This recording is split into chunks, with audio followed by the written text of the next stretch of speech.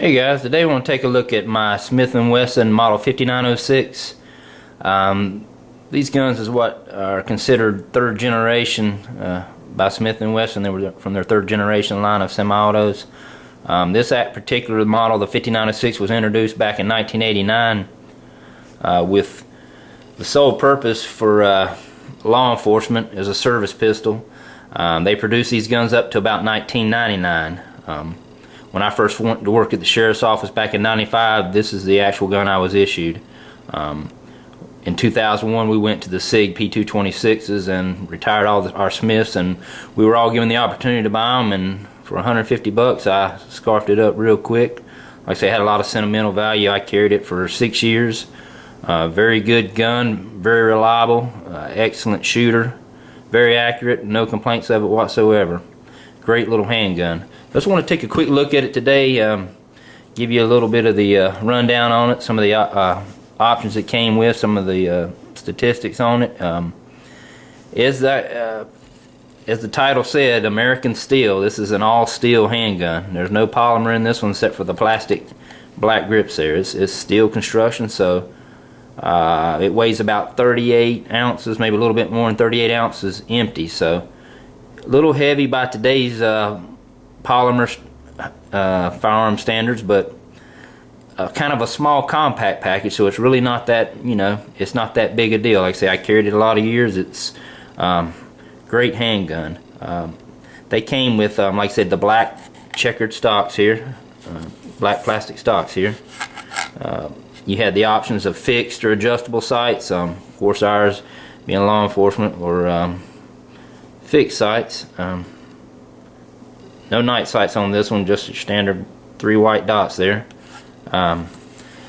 Smith & Wesson was very safety minded and cautious with these guns when they designed them. Like I say, they were particularly for law enforcement. I think was their targeted audience on this gun. As you can see, it has an ambidextrous safety, and that's the safety activator, which also acts as a decocker as well. So it's an ambidextrous safety and slash decocker. These weapons also have just take the mag out right quick. Alright.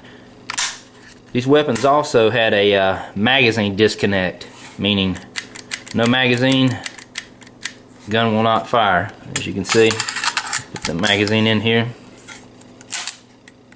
It'll fire all day, but without the magazine, wouldn't fire a round off. So they were safety conscious, say, with the decocker, the safety there, and the magazine disconnect. These guns came with a 4-inch barrel. I think they're about 7.5 inches overall length. Had a choice of, you can see I have 2 different magazines here. They were 15 and 14 round magazines. They had the orange follower and the black follower. The orange follower being the 15 round and the black follower being the 14 round magazine. They're completely identical. On the outside must be a spring or something to do with the spring, maybe different to get that one more round in, but 2 different types of magazines there. This is a particular model, like I said, they started producing them in '89. This is an earlier model. It was probably introduced around '89 or '90. You can tell that by the front of the trigger guard here. It's got a what they referred to as a finger step trigger guard. As you can see, it's got some jimping and really grippy there, and it's kind of squared off. I know a lot of people, there's a lot of popular YouTubers that shoot with their finger, their support hand finger on the front like that, and I guess that's what that was designed for. But in the later models of these, they went to a more rounded trigger guard. I guess they said it was cheaper to produce, easier to produce as well. So if you see one of these and it's got the trigger guard like this, shaped like this one, with the finger rest and the jimping, that's definitely an earlier model. But anyways, these are great guns.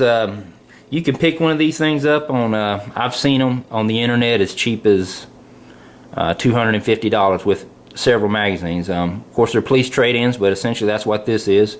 Great gun, well taken care of.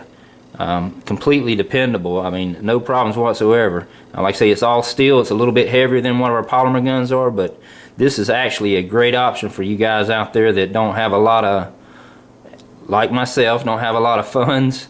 New handguns nowadays, some of the polymer, the M&Ps, the XDs, the Glocks, I mean, you're still going to pay $500–600, and then you get the higher ends like the SIGs and the H&Ks and FNs. You're pushing $1,000 or better. So for $250, and you can't beat it. It's a great handgun, completely proven. This gun right here, back in the 90s, this was the backbone of law enforcement as far as the service weapons goes. This in this country as well as around the world.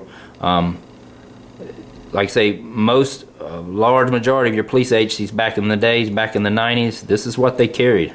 And there was a reason for it. I mean, it was completely dependable, excellent handgun. So you guys that are looking to get into the shooting hobby, or just getting into it, don't have a whole lot of money to spend, this is an excellent option. Check Gun Broker, some of the other websites. Like I say, I've seen them as low as $250. Great shooters, great gun, great option. So anyways, guys, that's just a quick look at it. I hope you enjoyed it. I appreciate you watching.